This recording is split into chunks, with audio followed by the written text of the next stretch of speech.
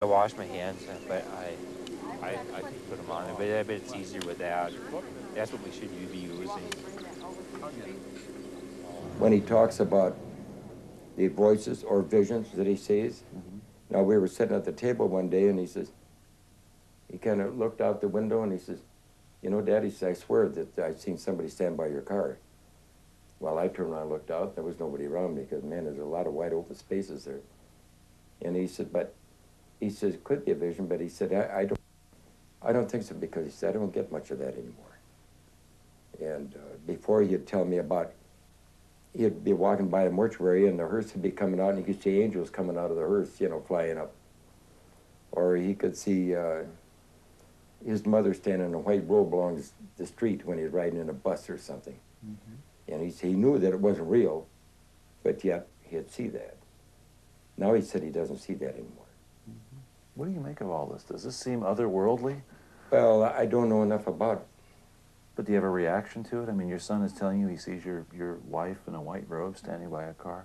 Isn't that just the craziest thing you've ever heard of in your life? Yeah, that's true.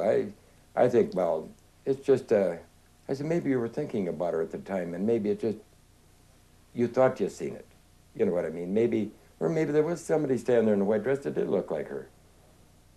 And we talk about it, and then we laugh, well, before you know it, then he'll kind of move off onto another subject. Mm-hmm. But I myself don't know enough about it, whether it's real, whether he's telling me this. But like I say, knowing Steve as well as hey, if he didn't see it or didn't hear it, he wouldn't say it.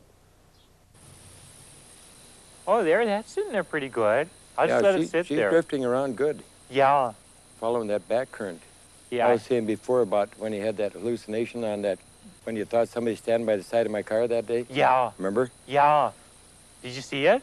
No. Yeah, it looks just like somebody standing there dressed in all black. Yeah. Remember the time you seen the hearse?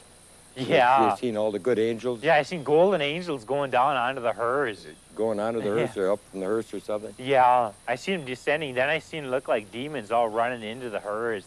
Yeah. What did you think of when you? Oh, I remember that. I don't remember exactly what it looked like. I can't describe it. But when it happened, I thought, oh, there's a vision from the Lord. Yeah. And then I thought, I think I had a bite. And then I thought, then all of a sudden it got all clouded up. I have no idea why I had that vision. Uh-huh.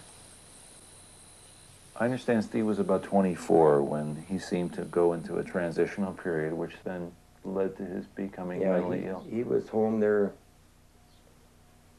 oh, let me see. I don't remember the exact year. But he would sit in that one kitchen chair just stare at the floor. Hour upon hour upon hour upon hour. And then the wife said, well, I think we should get him help, you know, there's something wrong. So he was getting to a point that where he was afraid somebody was after him. Mm-hmm. What they call paranoia, schizophrenic. But one night, if I'd have been 3 minutes earlier, or 5 minutes, maybe 3 minutes, I'd have got shot. Really? Because he had got my 20 gauge, and he was digging for shells, and he was sitting on the Davenport, figured someone's going to come in the door after him. I just happened to be a little late that night. My wife woke up, she went in, what the heck's going on? She took the gun. If I'd have walked in that door, he thought somebody was after him, he'd have shot me. That's when I went over to the vet's hospital, told them about it. They said, okay, did they accept it? Otherwise, they wouldn't accept him. And I told them how close it came. That was it. Well, I'm going to wear my arm out here pretty quick and not a bite yet. Yeah.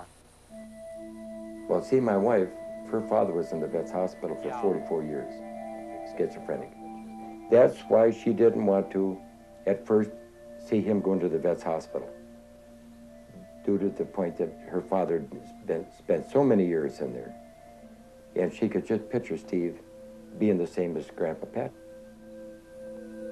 I mean, it would have made her happy to know that they have come up with something to help and get him back on his feet again and straighten out. Do you remember getting a call from Steve?